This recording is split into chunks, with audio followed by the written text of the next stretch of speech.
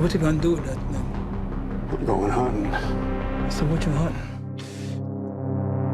It's crazy evil. All right, Jack, you're going to hit us with a description of this. You saw it first. I've been looking forward to this all year, and I had no idea it even come out because the release was so low-key. All right, so as I said, it's a kind of revenge horror flick that is an acid trip.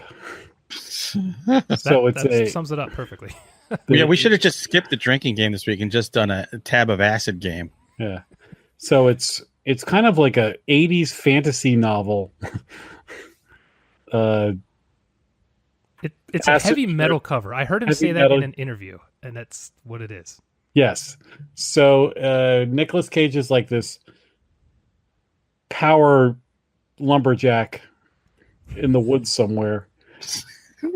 And he comes home to his like artist hippie wife who draws like album covers or something. She's always wearing like a Motley Crue shirt, and she's a kind of like a flower childy. She's a super hippie who's into like Slayer. Yeah, she's like a metal hippie. Yeah, and Black Sabbath and everything. Yeah. She was cool. She's an emo. I don't know what she is, but she's Mandy, and they love each other and snuggle. And she talks about her day to him, and while they snuggle. Meanwhile, these weird religious people who are just this group of weirdos. I don't know if they live nearby or they just arrived. It's been a couple of weeks since I watched this. Who knows? But Mandy goes for a walk, and they happen to be driving by, and the leader sees her and just is enthralled by her. So they pretty much descend upon their household and terrorize them, and many bad things happen to Mandy and Nicolas Cage before Nicolas Cage takes revenge on the hippie love cult. And his inimitable over the top way. It goes from a trippy, surreal thing into some of the most bizarre action / gore scenes that you'll see. And then it'll go trippy again for a little while, and it'll flick back to this crazy horror fantasy stuff. So I don't know. That's my synopsis. There you go. Perfect. That's probably the longest synopsis for a chainsaw fight movie ever done. Well done. Yeah, really. Hunter, what did you think of Mandy? All right. This is a hard movie to suggest to anybody.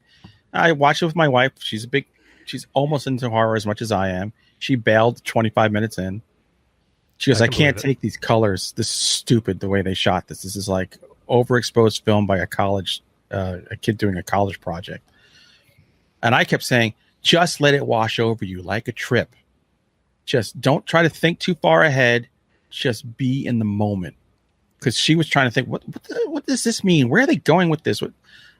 But she just couldn't do it. Like, it's a completely unique film in that way. Yeah, the look and the sounds and the pace. There's nothing else like it, really. You'll think your TV is broken when you watch this. You'll think something's gone wrong. You might try to adjust the brightness, the color contrast, because there's a lot of experimental weird shit going on there. But you come to realize it's acid. People in this movie are on acid. They want you to feel like you're on acid watching it. There literally is super acid in this movie. There's mega super crazy effing acid in this movie. Turns you into a Cenobite. Yes. There are ATV riding Cenobites. That's not an exaggeration. Not kidding you. There's the black dude from Predator. Yes. Bill Duke? That his name? He's the guy that in Commando, he goes, I eat green berets for breakfast. He's very hungry. I want to just see him have that like disposable razor still and just like going on his face. But he's Nicolas Cage's friend who he goes to for weapons and some advice. Now, here, help me on this part. Now, the ATV Cenobites. He talked about there were people bad. There's something bad in town, and people who took really bad acid, and they're all effed up. Are those the Cenobites, or are the Cenobites actual demons? The Cenobites.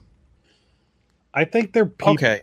I was like, I think they're people who are just whacked on acid. Like That's what I think. That shit that they handed those guys in the woods when they made their trade for the people, Right. that was more of that stuff, that crazy. So they were hallucinogenic. people. Yeah, they were was- humans. They were just insane. This movie is so. That was like let's bring out 4 Gimps. It was that kind of moment when that came on. The whole movie's like that. It's like, what? I in the end, I liked this movie. I liked the experience of the movie and had the best goddamn chainsaw fight you are ever going to see. Motel Glorious. Hell, Step Aside, Texas Chainsaw Massacre. Sorry, this just upped it to another level. But So when I watch this movie, the trippy parts, there's some really slow parts, yeah, and there was a few moments where I was like, all right, come on. But then it would just either get so bizarre or they would do something cool. Like there's one scene where the cult leader guy is talking and it's trippy and there's sort of overlaid images. So his mouth, his face isn't morphing moving. into hers. Yeah. And his mouth isn't moving and then it's moving and stuff. That I'm like, that's actually really cool. That I was like, this movie could have really pissed me off and felt pretentious or overbearing.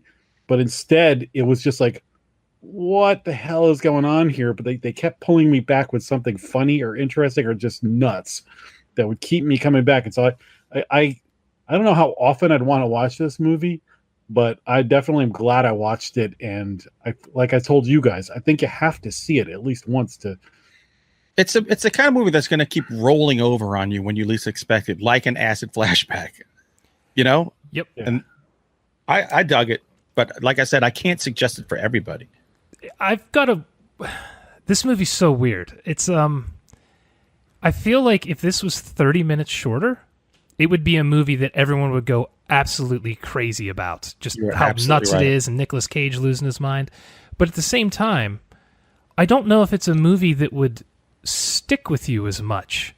I've been thinking about this movie pretty much nonstop since I watched it, and I keep appreciating it more. But at the time I was watching it, I kept thinking, Jesus Christ, how long do we have to see them like laying in bed just talking about nothing? Like, Jesus, like, get on with it. What's your favorite planet? Yeah, exactly.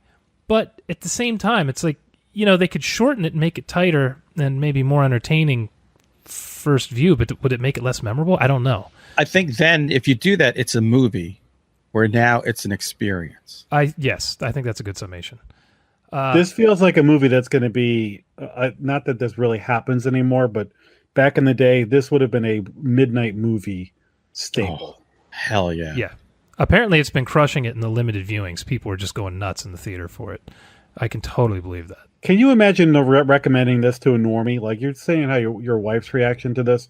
If I ever told my sister to watch this movie, I think we'd never speak to each other again. Yeah. Yeah. If I told my dad to watch it, he would punch me in the throat 10 minutes in. Then you're going to have other friends who are like Tim Meyer's got to have a Mandy shirt like next time we see him. Yeah, totally. He's going to put it over his Greasy Strangler's hoodie. Yeah. He's changing his kids' names to Mandy. I think you nailed it, Jack, when you said this movie was going in a very pretentious route, and then it would just pull these crazy things in from B movies, like the chainsaw fight. Like, what in God's name? Or when he's fighting the Cenobites. He forges his own axe. Yes, exactly. Yeah. So Let's not forget that. all the crazy sounds and the visuals and all that, and He then doesn't just go to the woodshed and get one. And it looks like it's out of Dungeons and Dragons or something. yeah, it's like the Hildebrandt brothers painted that, and he goes, "I like that one." And he does it in one night. Yeah, and he buffed it to a very nice sheen. Boy, it was Beautiful. gorgeous. It's gorgeous axe. So he does that, and then he fights Cenobites and does a mound of coke off a piece of broken glass, and then drinks this crazy LSD concoction, and then goes and fights religious nuts. Who happen to live down the street or something, or down the path. It seemed pretty close. They all seemed pretty close to each other. I didn't understand how time worked in this, and I'm guessing that was intentional because of how trippy the movie was. Because it's like he's talking to Bill Duke, who's saying, "Oh, I think they're over here," and then 5 minutes later, he's killing them all. So, yeah, I got confused. yeah, I don't know. The scene where he meets the guy making the drugs, and the guy's a tiger in a cage. A tiger. What is happening? Is this real? And Oh, the tiger, did I interpret this wrong? But does the tiger represent Nicolas Cage? Because then at the end he sees the painting, the drawing his wife did of it was like him and the tiger. Dude, I don't I know. have no idea. The tiger Sure. did nothing except walk out the cage. Like That was totally the Apocalypse Now trippy moment. But see, there were like all these homages. Remember when he was driving down the road in the dark with the trees around? That's Evil Dead too. Mm-hmm. Yep. And then you've got Hellraiser, you've got Texas Chainsaw Massacre, Motel Hell. There's so many Pulp Fiction. Pulp Fiction. So many nods to great movies. Yeah. And the Suspiria colors. Very much. Very much. I will say one thing that I absolutely love is the way he uses sound. Just with one sound just drawn out like a string or something, or some kind of synthetic bassy sound. Right. It added a ton of tension. The scene where they're killing his wife at the beginning, which is not a spoiler, people, it's in the description of the movie. There's no one talking over a huge chunk of that, and it's just these crazy sounds, and it's super intense. How about the fact that what was so disturbing? Everybody's pupils were super dilated in this movie. Oh yeah. And I'm like, are they doing this to them on set, or is this like effects after? Because they were fucking disturbing. Everybody was disturbing with me. I think I first noticed it when he was sitting by a fire at the beginning, and she comes out of a lake or something naked and is just staring at him for 10 minutes. With her big scar under her eye and her giant Shelley Duvall look going at that moment. So weird. Yeah, there was Meanwhile, check her out on Google. She's very pretty. Outside of this movie. I'm struggling with how to even describe this, but it's not incompetently made. I could see a lot of people looking at this and just thinking this is terrible, stupid crap, but I definitely don't think so. Everything has a purpose. Every single thing in that movie has a lot of the things she says and does and the shirts she wears come into play later in certain ways. I need to watch it again because I was in shock of a lot of what was happening, so I feel like I need to pay more attention to details. But well, I think the shirts, here's where I think the shirts came in. Now you know what her taste is. She loves hardcore metal, and when the cult guy kidnaps her and put his fucking artsy-fartsy flute in the woods music that he made, and she laughs at him. The Carpenters, I think. Because she'll never like that. You can't get her high enough to like that shit because of what she is, what she loves. She laughs at his Johnson, doesn't she? Yes, for a very long time. Oh my god. Oh, by the way, yeah, there's a lot of man peeing. A lot. There is So no that's female. the guy. He was Thomas Wayne in Batman Begins. Oh yes! Wow. Okay. Well, when did Batman Begins come out? Why do we fall? 13 years ago. It's a long time ago. I also thought the gore was well done. It was gory, but it never went into torture porn territory. When the guy just like belches blood all over Nicolas Cage's face. Oh my awesome. god! And his reaction to it. Yeah. His insane reaction. It was moments like that when I was like, okay, there was a few parts where I was kind of like struggling, and then that would happen, and I go, oh, well, who am I kidding? I love this movie.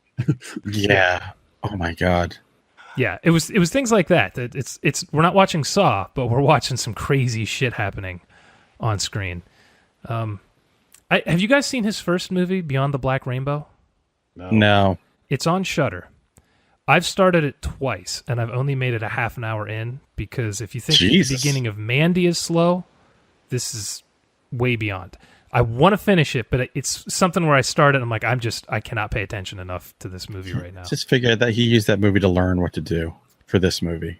Quite possibly. It might get crazy in the end, but, that would be like if you turned this off after half an hour. You'd have no idea about the insanity waiting. Right. Yeah, there we go. Now, if you take Mom and Dad and then this, Nick Cage has two back-to-back baddie subtle performances. Subtle. They're awesome, though. He's great at both of them. There's the scene in this movie where his wife has passed and he's in that bathroom, swigging booze and screaming these primal. I mean, this was was over the top, but it was that's really his Apocalypse good. Now scene, is what that This is. was almost like the guy from Raising Arizona. High. 20 years later. after some tough breaks of life. Get that baby, HI. Actually, he's fighting a crazy demon biker. And in both now he's movies. fighting the lone That's biker of right. the Apocalypse's family. It was Tex Cobb in the first one, and now it's Cenobites. Yeah, that I'm glad you mentioned that. I'd forgotten about that scene, his Apocalypse Now scene, where he's in his underwear, he's stabbed, he's bleeding, and he just pounds an entire bottle of vodka. And I was wondering, how much is this real vodka, or because it's Nicolas Cage, you know? Well, yeah, was he doing Leaving Las Vegas, or what's that movie? Where he drinks himself where to he's death? drunk. Oh, leaving Las Vegas. Yeah. But I wondered how much of that scene was actually planned and how much was just they said, okay, your girlfriend just died, act crazy.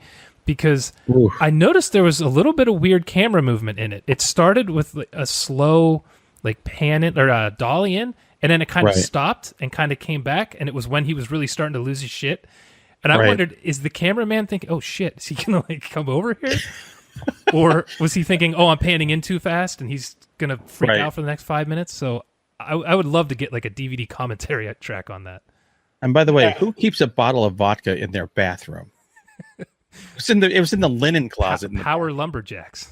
Yeah, really. I like keep rye in the bathroom, not vodka.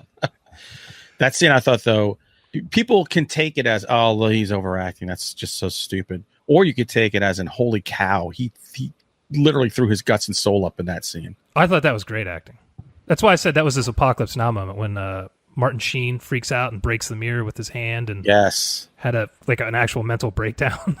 Yep. I think Nicolas Cage was perfectly cast in this movie because if there was somebody else in this movie doing, even if they gave a great performance, I think the fact that it's Nicolas Cage you're watching makes the movie more interesting. Yeah. Right. And gives it a little more validity. Yeah. Here's the thing. Nicolas Cage can really act when given the right role. If he chooses. And when a lot of times when they reel him in a little bit, he can do some great stuff.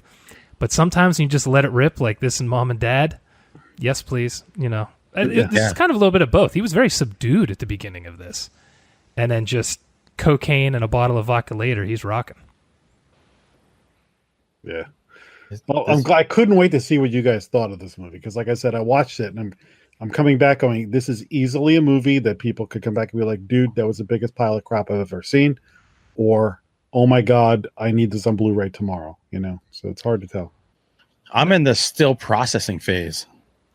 Yeah, I think for most people, this is going to be a 1-star or a 4 or a 5-star movie.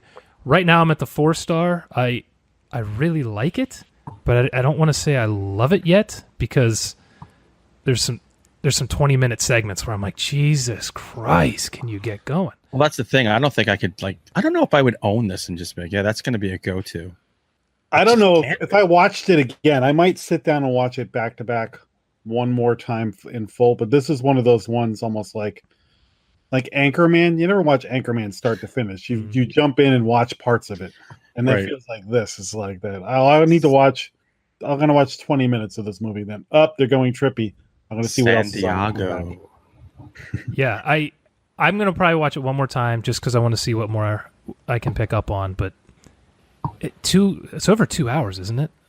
It's either over or just at it. It's close. It was a long, but then I watched 2 hours of a Bigfoot documentary. So I could watch 2 hours of anything, I guess. I got to say, this will be high up on my top movies of the year, though, just because it's so different and so entertaining. Absolutely. It's on the list for me for contention. I don't know if it'll make the final cut, but it's on there right now. We'll see what happens in October with this list coming out, but right now it's probably in my top 5. We'll see when I watch it again. So this is this year's Mother. Yeah, but Jack likes it. I thought about Mother with this movie because I thought it was kind of the same effect, that there's going to be people that think this is amazing and other people who think that this is crap. See, at least Mother was visually appealing. You don't think this was visually appealing? This is incredibly visually appealing. I thought this was visually irritating, but I got it. I know why it was done. I thought it was beautiful. I could see it annoying the shit out of people, but it just reminded me of the old days when the tubes in your TV started to go and you're like, oh, shit. Yeah. Well, it's 1983 too, so they give it a little bit of a dated. This is true. And listen, for the horror fan, the way that Mandy is treated by the Duh. religious is pretty. We won't spoil it here, but it's pretty rough. By the way, why did it have to be 1983? Was there anything in this that you said, yeah? I think it gives them license to be a little bit more colorful and retro. It's part of that whole metal thing he was doing too. Yeah. So, An acid. Oh, you know what? Acid was big in the early 80s too, so I guess all right. I think that's why he said it there. It totally had the album cover and book cover thing going. I mean, they even do it with the chapter names. Yeah. The chapter names were cool. Yeah, the animated stuff was really neat. Too bad Nick Cage didn't have like a jean jacket with like the back of like Icarus painted on the back or something. Any Molly Hatchet album cover. Molly Hatchet, son of a bitch. That would have been awesome. Part of me thought it would have been neat to hear some of the metal songs playing during the fight scenes, but then the other part of me was like, no, it would have completely blown the crazy audio shit he was doing throughout the whole film. Yeah. Yeah, it would have been nice to have a cool metal track sometimes.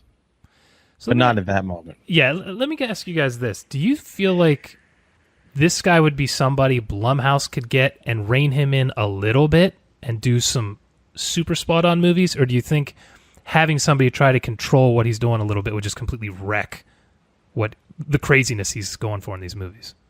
Do you think Blumhouse could rein in a guy named Panos Cosmatos? No. But Blumhouse seems a little too mainstream for me.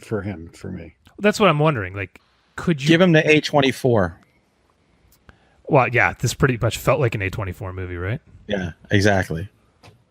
Give him the Vivid Video. I would think he would tell Jason Blum to go fuck himself. I have a feeling too. And to be honest, I don't want that to happen. I'm just curious if I just keep going back to, man, if this was like 20 minutes, 25 minutes shorter, you know? Yeah, but then I think, you might not like it as much. In a not weird way. Right. It's a weird movie. I am so curious to hear what everybody thinks about this, what the cult thinks when they get to watch it. It's bizarre. If they do. I think we've encouraged them. Yeah, if you want to see Nick Cage, let her rip, man. If I could see this in a theater, I might do that. Ooh, full immersion. Big screen, that might be, and then you wouldn't be tempted to look at your phone or anything like that. You could just sit there and take it in, and I don't know. That'd be interesting. I'd probably never do it, but it'd be interesting. Yeah, I think you said this would be a fun midnight movie. 100%. And the phone thing is true too, because there were a couple times like, nope, stop, don't start reading your email. Yeah, no. Pay attention to the movie. But it's pretty easy when he's staring across a fire at a girl for 10 goddamn minutes. I'm like, I know. She's weird. We get it. You have to resist temptation. Yeah. Because you can't break the moment. Jack, what's your recommendation on this sucker? I said it before. I'll say it again. I don't know whether you're going to like this movie or not, but I think if you're a horror fan, you need to see it. And I think there's enough in there that even if you don't like the whole movie, you're going to walk out and remember scenes from this movie. Some of the scenes in this movie are some of the best scenes you're going to see. So it's a memorable movie that's maybe a little flawed, maybe a whole lot weird, but definitely worth seeing. Hunter. Go for the ride, man. It's $6.99 right now on Amazon. Just ride that sucker. I'm curious, if you drop LSD, I've never done LSD, what does this movie become with the crazy ass colors and everything? Probably becomes an episode of The Jeffersons. Who knows? It becomes the Goldbergs. Yeah, you're listening to the Carpenters in a robe open in your living room. The Goldbergs takes place in the 80s. This is totally. It's the Goldbergs with guest star Nick Cage. Oh, here, you'll love this. As I'm watching the movie, I start hearing softly Barry Manilow, I Can't Live Without You. Can't Smile Without You. Smile Without karaoke staples. So I'm hearing that, and it's Nick Cage is close up. I'm going, wow, this is a weird music choice. And it's my wife who was playing it and put it like around me, so I didn't know. Oh, nice. That's amazing. I'm with you guys. This is 100% worth the money for a rental. Even if you don't love this movie, which I'm not sure if I'm there yet, you won't be able to forget it. That's for damn sure. This is the most unique movie I've seen this year. Just, Jack, I think you both said Mother. Yep. It feels like this year's Mother, but with a ton of crazy B-movie segments in it in the last half that are just out of control and great. This is Father. This is if Nick Cage was in Mother and they let him do anything he wanted. Good God.